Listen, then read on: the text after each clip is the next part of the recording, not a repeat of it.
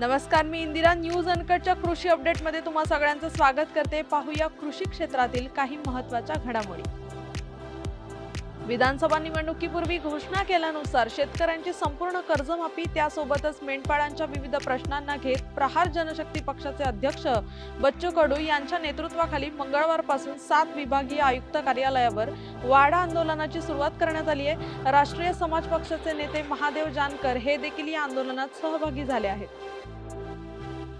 देशातील रासायनिक खत उत्पादक कंपन्यांनी संयुक्त खताचे दर वाढवण्यास सुरुवात केली आहे. ही दरवाढ 50 किलोच्या गोणीमागे 100 ते 250 रुपयांपर्यंत आहे, अशी माहिती सूत्रांनी दिली आहे. 1 जानेवारीपासून रासायनिक खतांचे दर वाढणार अशी चर्चा गेल्या 3 महिन्यापासून चालू होती.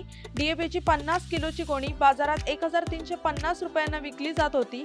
हीच गोणी 1550 ते 1575 रुपयांच्या आसपास मिळेल असा अंदाज व्यक्त केला जात होता. परंतु केंद्राने हस्तक्षेप करीत डीएपी वरील वाढीव अनुदान मार्चपर्यंत कायम ठेवले. मान्सूनोत्तर पावसाने सप्टेंबर महिन्याच्या सुरुवातीला नाशिक विभागात द्राक्ष पिकाला दणका दिला. त्यामध्ये आगाप छाटण्यांमध्ये बागांचे सर्वाधिक नुकसान झाल्याचे समोर आले आहे. तर ऑक्टोबर ते डिसेंबर महिन्यात पीक संरक्षण खर्च वाढता राहिला. त्यामध्ये पारंपरिक वाण व लांबट वाणांचे नुकसान अधिक असल्याचे दिसून येत आहे. द्राक्ष उत्पादनात 25% यंदा घट शक्य असल्याचे चित्र आहे. खारेपाटातील 52 गावांपैकी 19 गावांना हेटवण्याचे पाणी मिळाले आहे. मात्र उर्वरित 33 गावे 25 वर्षापासून बागायतीला पाणी मिळण्याच्या प्रतीक्षेत आहेत. नवीन वर्षात तरी खारेपाटातील पाणी संकट दूर होईल का, असा प्रश्न स्थानिक नागरिकांकडून विचारला जातोय. यंदा इथेनॉल उद्योगाला निर्मितीसाठी तांदूळ पुरेशा प्रमाणात मिळत नसल्याने उद्योग अस्वस्थ बनलाय.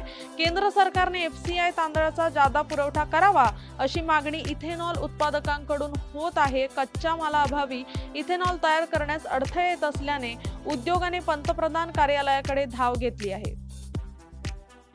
शेतीमाल विक्री पश्चात शेतकऱ्यांना वेळेवर पैसे मिळवण्याच्या अनेक तक्रारी समोर येत आहेत. या पार्श्वभूमीवर शेतकऱ्यांना वेळेत पैसे मिळावे यासाठी देवडा कृषी उत्पन्न बाजार समितीने कांदा व मका विक्री झालेल्या शेतकऱ्यांना बाजार समितीतच कर्मचाऱ्यांमार्फत रोख पेमेंट देण्याचा निर्णय घेतलाय.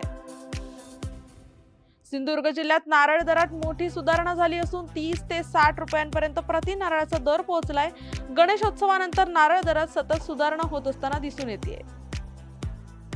देवगड हापूसचा दर्जा राखण्यासाठी आणि ग्राहकांची फसवणूक टाळण्याच्या हेतूने देवगड हापूस आंब्याला युनिक कोड देण्याचा निर्णय आंबा उत्पादक संस्थेने घेतलाय. या निर्णयामुळे हापूसच्या नावाखाली होणाऱ्या बनावट विक्रीला पायाबंद बसणार आहे. वेळ झाली आहे बातमीसह कृषी अपडेटमध्ये इथेच थांबण्याची. पाहत राहा न्यूज अनकट.